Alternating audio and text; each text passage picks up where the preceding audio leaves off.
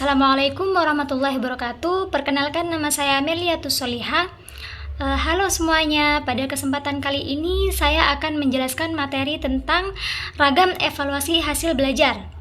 Dalam kegiatan belajar mengajar, evaluasi harus dilakukan dengan memperhatikan beberapa prinsip, yaitu yang pertama, shahih, artinya evaluasi harus didasarkan pada data yang benar-benar mencerminkan kemampuan peserta didik.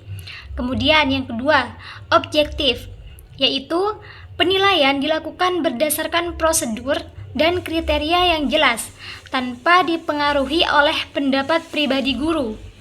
Kemudian yang ketiga, adil, artinya penilaian tidak boleh merugikan peserta didik karena perbedaan latar belakang agama, suku, budaya, atau kondisi sosial.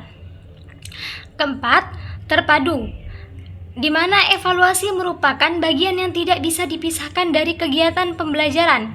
Kelima, terbuka, artinya kriteria dan hasil evaluasi dapat diketahui oleh pihak yang berkepentingan. 6. Menyeluruh dan berkesinambungan, berarti penilaian mencakup semua aspek kompetensi dan dilakukan secara terus-menerus. 7. Sistematis, dilakukan secara berencana dan mengikuti langkah-langkah yang teratur. 8. Beracuan kriteria, penilaian yang didasarkan pada pencapaian kompetensi yang telah ditetapkan. 9. Akuntabel, yaitu hasil evaluasi dapat dipertanggungjawabkan secara teknis dan prosedural. Selanjutnya, ragam evaluasi hasil belajar dapat dibedakan menjadi dua bagian besar, yaitu pertama, berdasarkan fungsi dan berdasarkan fungsi, dan yang kedua berdasarkan alat yang digunakan. Pertama, berdasarkan fungsinya, evaluasi dibagi menjadi 5 macam, yaitu 1. Formatif, untuk mengetahui kemajuan belajar selama proses berlangsung. Kedua, sumatif, untuk menilai hasil belajar di akhir pembelajaran. 3. Diagnostik, untuk mengetahui kesulitan belajar peserta didik. 4. Selektif, untuk menyeleksi atau menentukan kelulusan.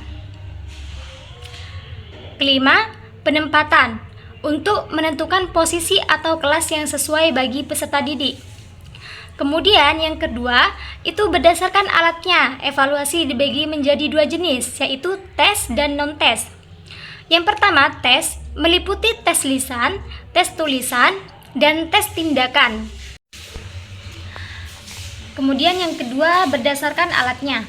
Evaluasi dibagi menjadi dua jenis. Yang pertama, tes dan non-tes.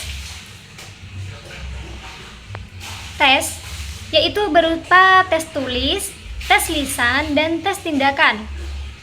Tes lisan berupa pertanyaan yang dijawab secara langsung. Tes tulisan bisa berbentuk esai atau objektif, dan tes tindakan menilai keterampilan melalui perbuatan atau praktik. Kemudian yang kedua yaitu non-tes, yang meliputi observasi, wawancara, skala sikap atau minat, studi kasus, checklist, dan sosiometri. Demikian, itulah penjelasan singkat tentang ragam evaluasi hasil belajar. Semoga bermanfaat dan menambah pemahaman kita dalam melakukan penilaian yang baik dan tepat. Wassalamualaikum warahmatullahi wabarakatuh.